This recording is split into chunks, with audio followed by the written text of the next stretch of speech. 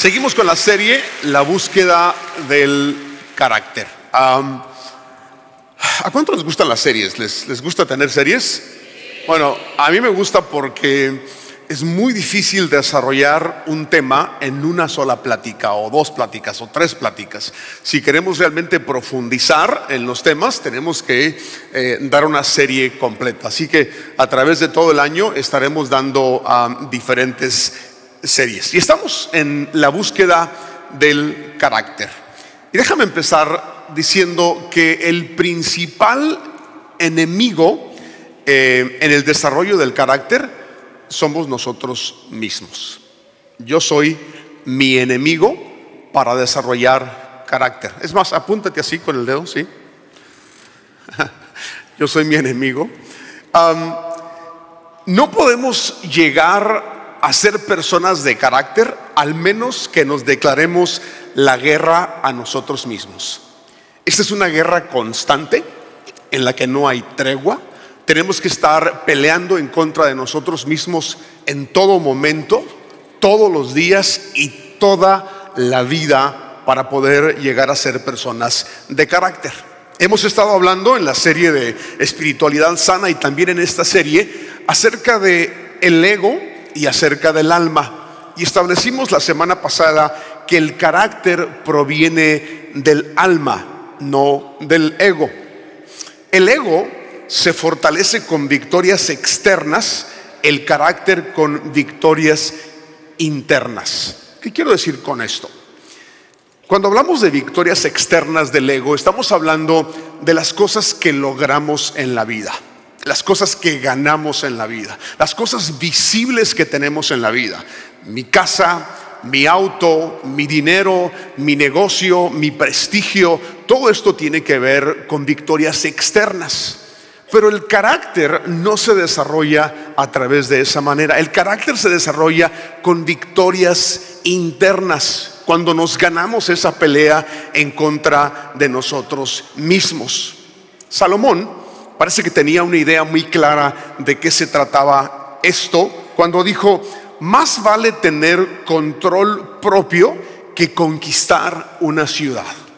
Imagínate a un rey diciendo esto. A un rey que parte de su trabajo tenía que ver con pelear con otras naciones, con conquistar otros pueblos, con traerse el botín de esas conquistas, con acumular riquezas, y tenía muchas, pero él mismo entiende de qué se trata el carácter y dice: más vale, o es más valioso, o es más importante tener control propio que conquistar una ciudad. Imagínate qué diferente sería nuestro mundo si líderes, si empresarios, si políticos, si todos entendiéramos que realmente lo importante es conquistarnos a nosotros mismos, tener control de nuestra propia vida.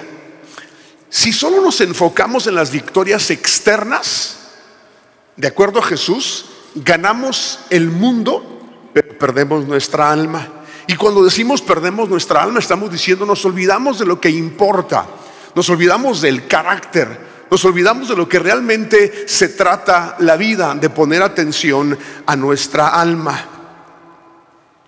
Pero no nos gusta pelear en contra de nosotros mismos. Preferimos pelear en contra de los demás. Buscamos chivos expiatorios en otras personas para de alguna manera proyectar nuestra culpa, porque no nos gusta pelear en contra de nosotros mismos. Jesús como que insinúa esta pelea que necesitamos detener en contra de nosotros mismos. En Mateo 7, cuando está hablando de no juzgar, dice: ¿por qué te fijas en la astilla que tiene tu hermano en el ojo y no le das importancia a la viga que está en el tuyo? Saca primero la viga de tu propio ojo y entonces verás con claridad para sacar la astilla del ojo de tu hermano. Esta es la pelea. Esta es la guerra. Identificar nuestras vigas, identificar nuestras astillas, identificar la paja que está en nuestra vida. Si no lo hacemos, de acuerdo a este pasaje, nunca veremos con claridad.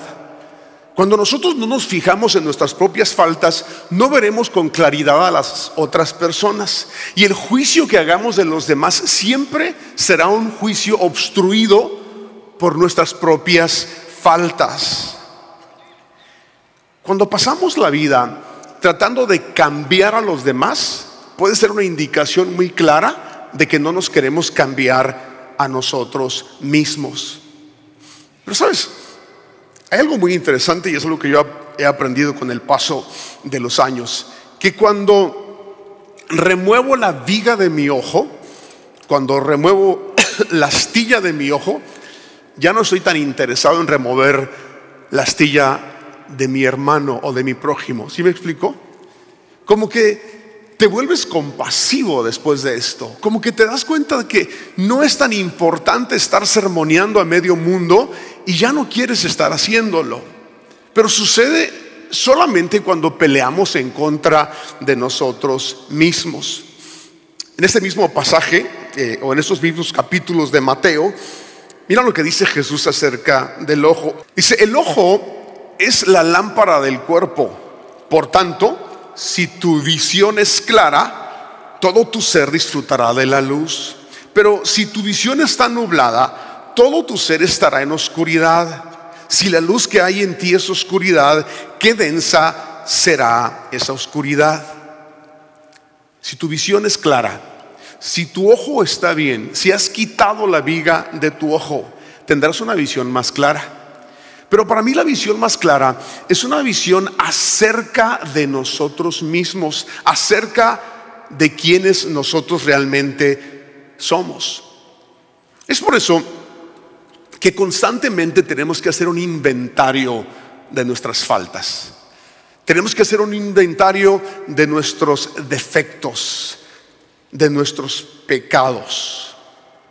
Y necesito aclarar algo antes de seguir adelante hablando de esto. No me gustaría que malinterpretaran lo que estoy a punto de decir al hablar de hacer un inventario moral de nuestras vidas. Para aquellos que crecieron en un ambiente cristiano fundamentalista, donde constantemente se te estaba acusando y te estaban condenando por tu pecado, el hablar de hacer un inventario moral suena como algo que no quieres hacer. ¿Por qué? Porque creciste siendo acusado, siendo condenado, y es un ejercicio que no te gusta hacer. No es lo que estoy tratando de comunicar en esta tarde. No estoy hablando de hacer un inventario para que te condenes a ti mismo. De hecho, yo diría que si tú creciste en un ambiente fundamentalista, no tienes problemas para aceptar que eres un pecador. Pero hay una distorsión en tu manera de verte a ti mismo y en tu manera de ver a Dios. Esa forma fundamentalista de hablar del pecado, en vez de llevar a las personas a desarrollar carácter, los paraliza. Cargan con un fuerte sentido de culpabilidad, se rechazan a sí mismos, piensan que Dios los rechaza, rechazan sus deseos naturales y siempre están luchando con condenación. El escrutinio moral, ese inventario que te estoy diciendo que tenemos que hacer nosotros, no es para que sepas qué tan bueno eres ni qué tan malo eres. Lo repito, este inventario que te estoy invitando a hacer no es para que digas qué bueno soy o qué malo soy. Ambos extremos nos hacen daño. Cuando tú dices qué bueno soy, te conviertes en un fariseo. Cuando tú dices qué terrible, qué malo soy, truncas el crecimiento en tu vida. El propósito de este escrutinio es para que tú seas libre. Aunque te parezca contradictorio, es para que tú seas libre. Jesús dijo, la verdad te hará libre. La verdad acerca de nosotros nos hace libre. ¿Por qué? Porque si tú no te das cuenta de tus propias faltas, de tu propio pecado, tu vida será un desastre, será una confusión total. Será una confusión total porque no sabrás de dónde provienen tus problemas. ¿De dónde provienen tus problemas con tu esposa? ¿De dónde provienen tus problemas con tus compañeros de trabajo? ¿De dónde provienen los problemas con tus hijos, con los demás? Todo esto tiene su origen en el pecado. Si nosotros no entendemos esto, viviremos en confusión, peleando con fantasmas que realmente no existen. Solo cuando luchamos en contra de nosotros, de nuestras contradicciones, perdón, en contra de nuestro egoísmo, en contra de nuestro pecado, realmente seremos personas con una perspectiva clara del mundo.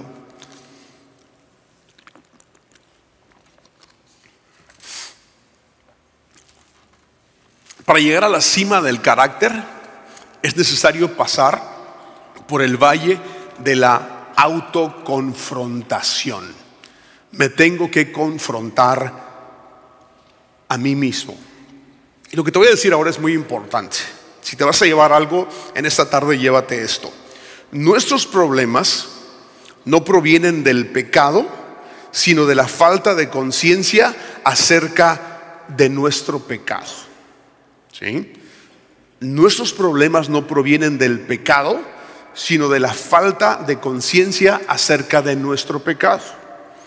Y no estoy hablando de una conciencia nada más teológicamente, en la que tú asientes y dices, sí soy un pecador. No. Estoy hablando de una conciencia total acerca de que somos personas quebradas, somos personas caídas y que cada uno de nosotros necesitamos cambiar cosas dentro de nosotros. Ahora, esto no se trata de perfección, ¿sí? Porque nos vamos por la tangente cuando escuchamos este tipo de pláticas y pensamos que estamos hablando de llegar a la perfección. La vida cristiana no se trata de perfección. Es más, Jesús mismo se refiere a sí mismo como el Hijo del Hombre. Se identifica con nosotros. Jesús se identifica a sí mismo como el hijo de David. ¿Y quién era David? Un hombre con una serie de problemas, de imperfecciones. ¿No podía Jesús escoger un mejor modelo para decir que era su hijo? Escoge a David, como diciendo, yo entiendo la naturaleza humana, he venido a ser parte de la naturaleza humana. Entonces, no se trata de perfección lo que estamos hablando, se trata de aceptar nuestra humanidad. Cuando aceptamos nuestras fallas, nuestros pecados, estamos aceptando nuestra humanidad. Pero no somos ángeles, pero tampoco somos demonios. Somos humanos y tenemos que aceptar esta parte de nosotros.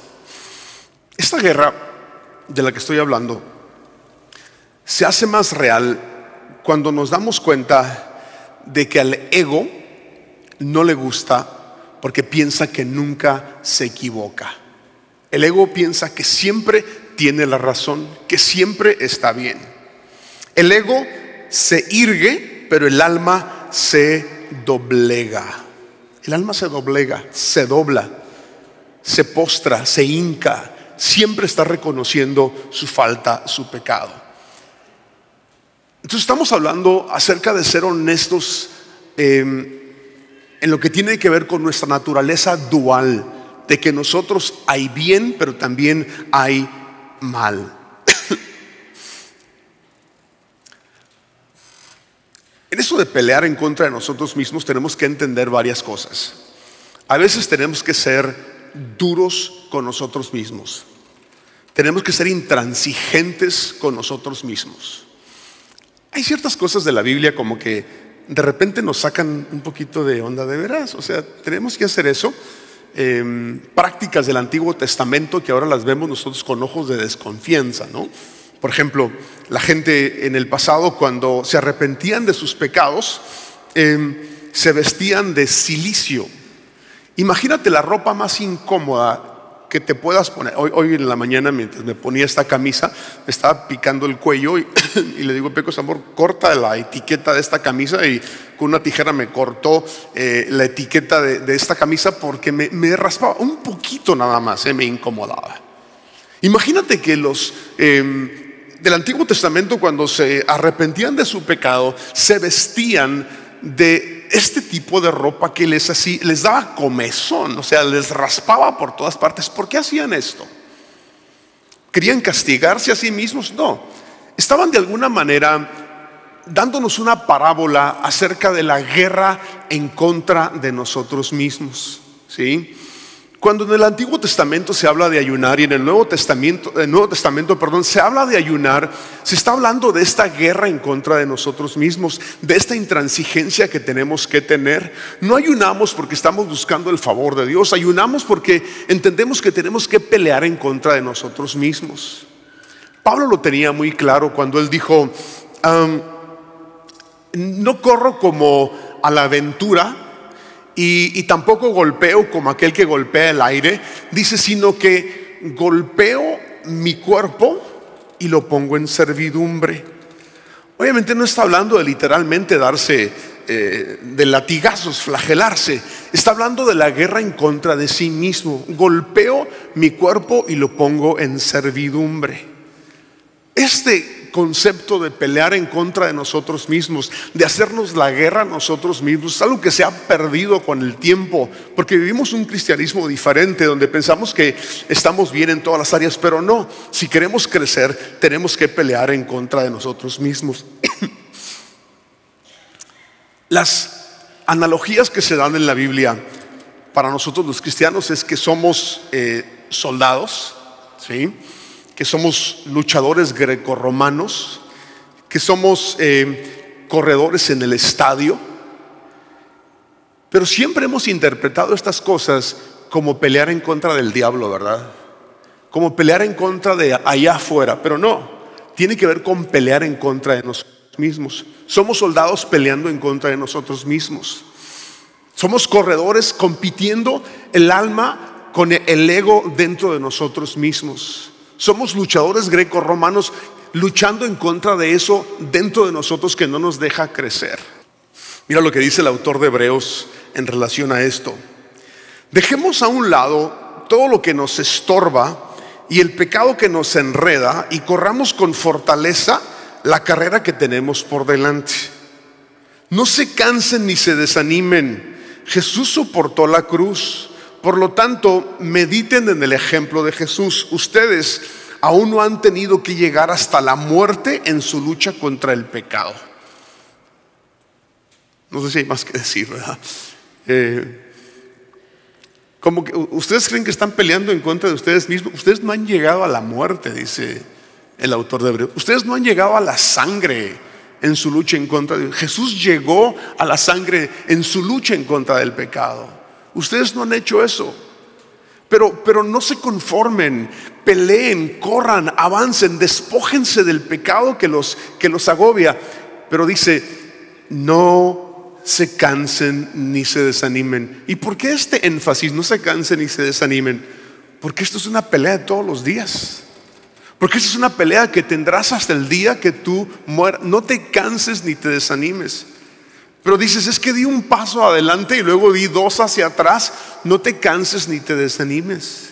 Es que volví a fallar en estas áreas de mi vida. No te canses ni te desanimes. Continúa en esta carrera, pero despójate de eso que te hace daño.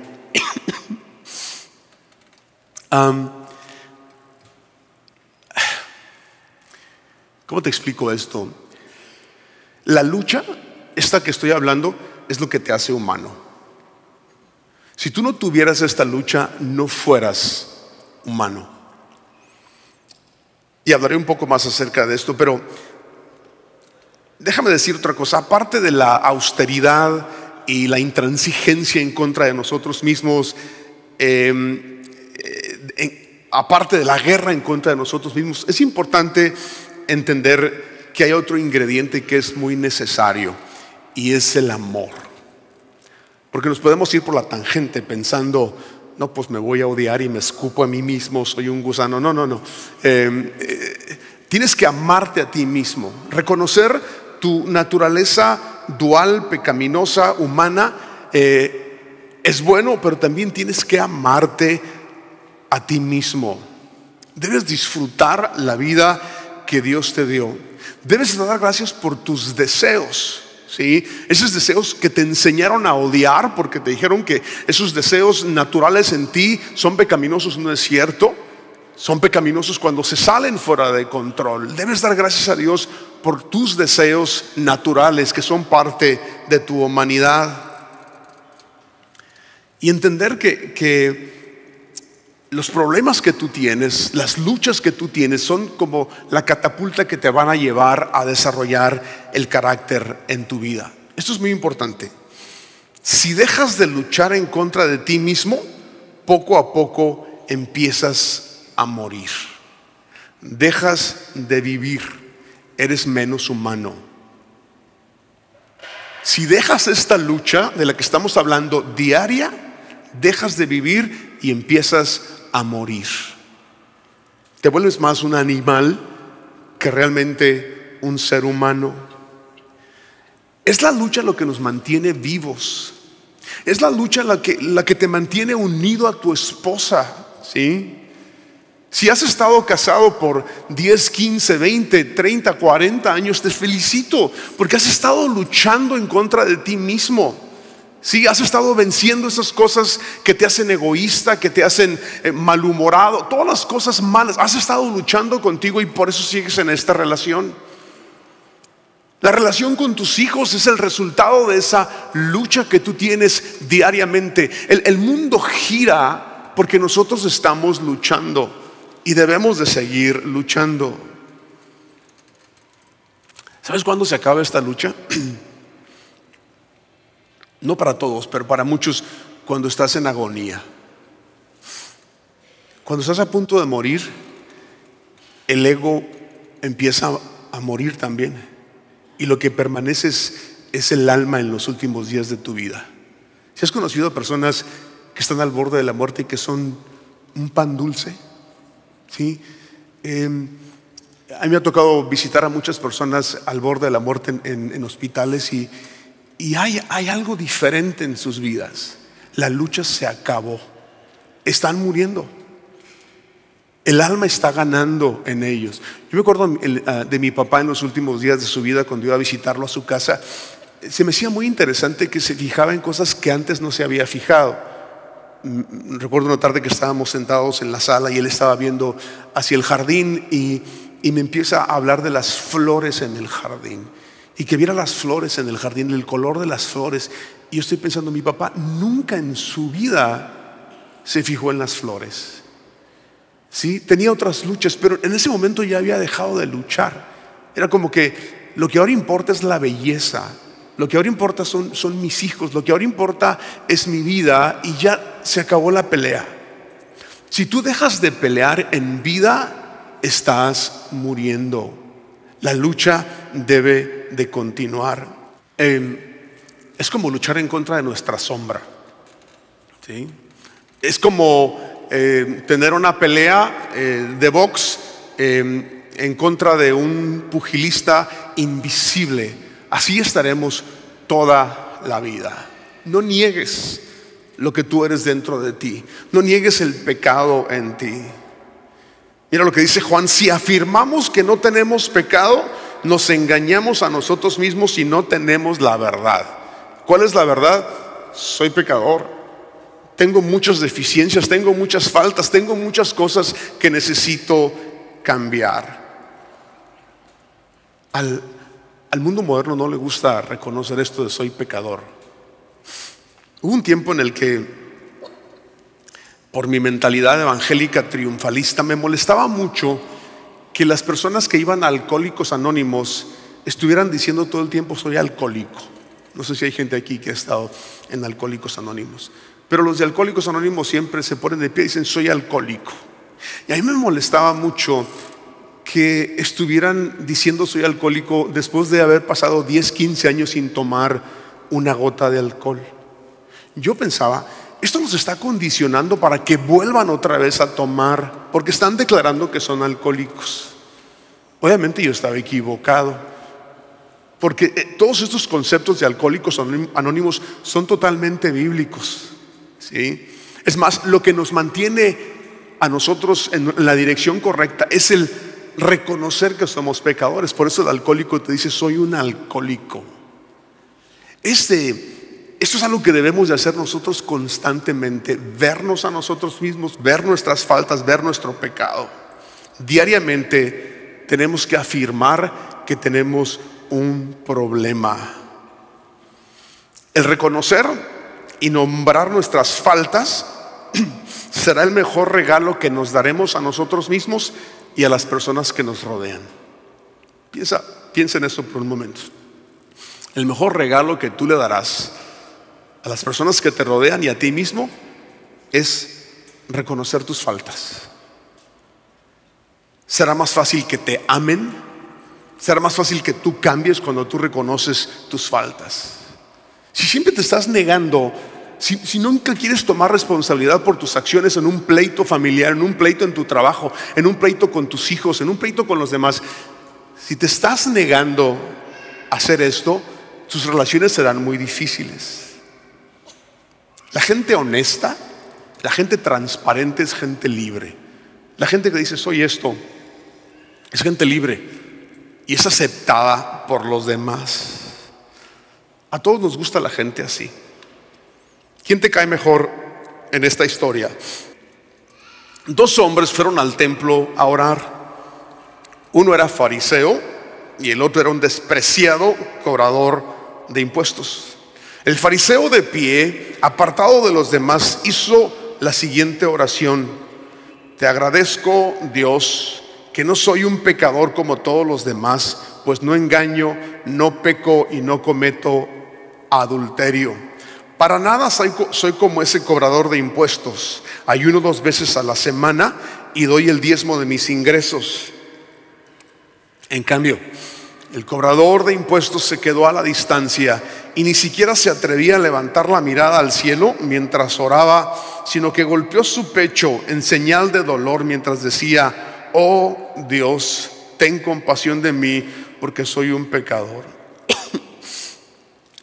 Está hablando Jesús y dice: les digo que fue este pecador y no el fariseo quien regresó a su casa justificado delante de Dios. No regresó perfecto, regresó justificado, porque nosotros justificamos la honestidad. Cuando hay personas con fallas pero honestas, justificamos la falla.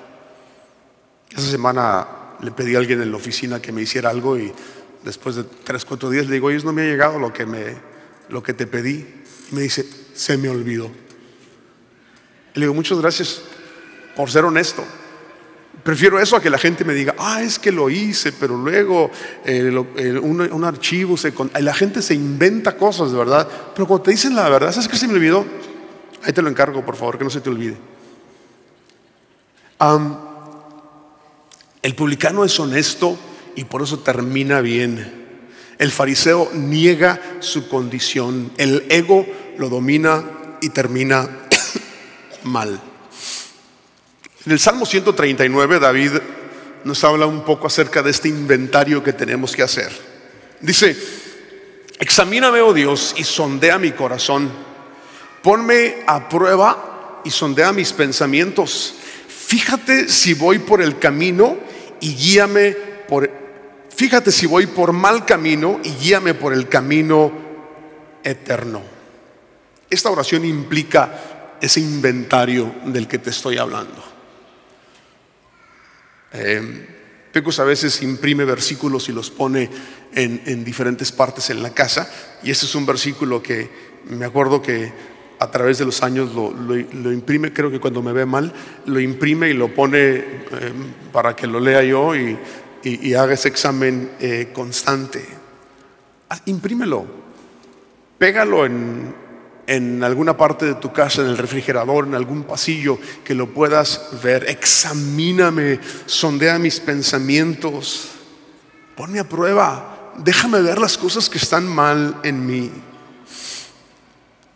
Y aquí es importante entender que necesitamos la ayuda del Espíritu Santo, pero el Espíritu Santo habla a través del alma, no a través del ego. Y cada vez que sientes ese compungimiento, ese sentimiento de culpabilidad por algo que hiciste, obedece inmediatamente, corrige eso, pide perdón, reconoce que estás mal, no dejes que te venza el ego, el orgullo. Que tu alma y la voz del Espíritu de Dios a través de tu alma gane en una situación así. David, que hace esta oración, dice lo siguiente: bendeciré al Señor que me aconseja, aún de noche me reprende mi conciencia. Creo que él hacía ese inventario y su conciencia lo empezaba a reprender. Esto que hiciste hoy no estuvo bien. Esta palabra que utilizaste hoy no estuvo bien. Este pensamiento negativo que tuviste en contra del demás no estuvo bien. Esta forma que trataste a uno de tus siervos no estuvo bien. Aún en las noches me reprende mi conciencia. Esta es la meditación de la que hablan los salmos en la cama, en la noche. Pero también se puede hacer durante el día. Un examen diario. ¿Por qué diario? Cuando estuve en la escuela bíblica me mandaron a hacer mis prácticas en un verano a la sierra de Sonora. Y era una iglesia pequeñita en la que yo daba las pláticas los domingos y miércoles. Daba algo de consejería. Digo, no sé qué aconsejaba, ¿verdad? Era demasiado joven, pero hacía el trabajo de la iglesia en el verano. Pero aparte hacía trabajo físico. Y en este caso lo que hacía era labores del campo. La familia que me hospedó en su casa tenía campos donde sembraban y yo les ayudaba. Y había algo que hacíamos en el campo. El dueño de estos sembradíos me ponía a quitar espinas y cardos de los sembradíos.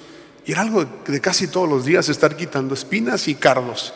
Y un día le pregunté que si por qué teníamos que estar quitando las espinas y los cardos de los sembradíos. Me dijo, porque si no las quitamos van a crecer. Dice, porque las espinas crecen muy rápido y van a ahogar las plantas y vamos a perder la cosecha.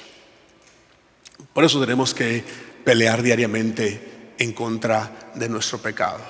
Por eso tenemos que hacer ese examen de conciencia diariamente, porque si no lo hacemos va a ganar el ego en nuestras vidas. Y déjame terminar con esto. Tenemos un problema en nuestros días, en estos días de tanta comunicación a través de las redes sociales. Bueno, antes de que te hable del verdadero problema, déjame te digo otra cosa de las redes sociales. Hay una excusa ahora en contra de nuestra naturaleza pecaminosa. En las redes sociales el ego es lo que predomina y se excusa todo tipo de comportamiento con supuestos estudios que se hicieron. Por ejemplo, por mencionar algunos, dicen si eres una persona que duerme mucho es que eres artístico. Yo no sé si ustedes han visto eso, ¿no? Si eres una persona mal hablada es que eres muy inteligente. Todo ese tipo. ¿Alguien hizo? ¿Qué más? Dice, si eres una persona enojona es porque eres apasionado. Si eres una persona infiel es porque tienes mucho amor. No, ese no es cierto, yo me lo inventé. Pero lees tantas cosas en las redes sociales que dices, ¿en serio? O sea, todas las cosas por las que peleábamos antes para vencer, ahora como que son virtudes en el mundo. ¿En serio? Pero ese no era el problema que les quiero decir, que las redes sociales nos afectan. Para esto de hacer un inventario, de examinar nuestra conciencia, nuestro corazón. Este es el problema. Esta semana leí acerca del síndrome del pensamiento acelerado. El psiquiatra que le dio el nombre a este síndrome dice que es un tipo de ansiedad. Dice que normalmente el exceso de información, el exceso de preocupaciones y presiones que nos da la vida acelera nuestra mente de una manera aterradora.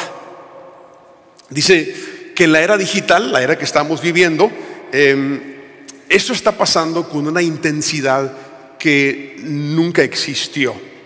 Dice, el síndrome del pensamiento acelerado es una condición que afecta a tanta gente que puede considerarse el mal del siglo, obviamente el siglo XXI. El exceso de información, la intoxicación digital que tenemos en nuestros días, hace que el gatillo de nuestra memoria se esté disparando constantemente y abre un número espeluznante de ventanas dentro de nuestra mente, del archivo de recuerdos de nuestra mente. Pero lo que pasa es, como son tantos, no nos podemos anclar a ninguno. Estamos pensando demasiadas cosas porque tenemos mucha información y nuestra mente está disparándose de una manera impresionante. Lo que esto provoca es que las personas ahora tienen menos enfoque en lo que hacen. Están muy, pero muy distraídos. Las personas ahora batallan con la concentración de una manera nunca antes vistos. Y no pueden procesar y construir pensamientos de la manera que se hacía antes.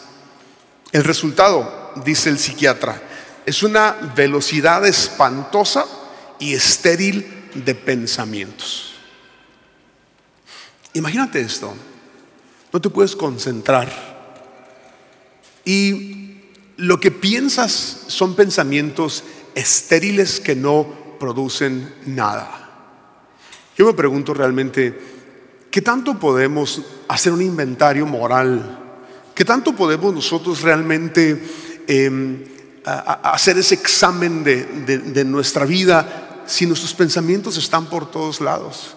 Si estamos en WhatsApp, si estamos en Twitter, si estamos en Facebook, si estamos en Instagram, si estamos en, ya ni sé ni cuántos más, ¿verdad? Pero ¿qué tanto tiempo de tu día lo pasas tú en las redes sociales, en recibiendo toda esta información? Todo eso nos afecta para poder hacer examen de conciencia. Amo a esta nueva generación de jóvenes y de niños, pero me pregunto yo, ¿qué tanto daño les irá a hacer este bombardeo constante de información que no les permite enfocarse en sus propias vidas o en sus necesidades? ¿Cómo desarrollamos el carácter? Peleando en contra de nosotros mismos. ¿Cómo peleamos en contra de nosotros mismos? Haciendo un inventario moral diario, constante, y rectificando esas cosas constantemente. Es la manera en la que vamos a alcanzar el verdadero carácter.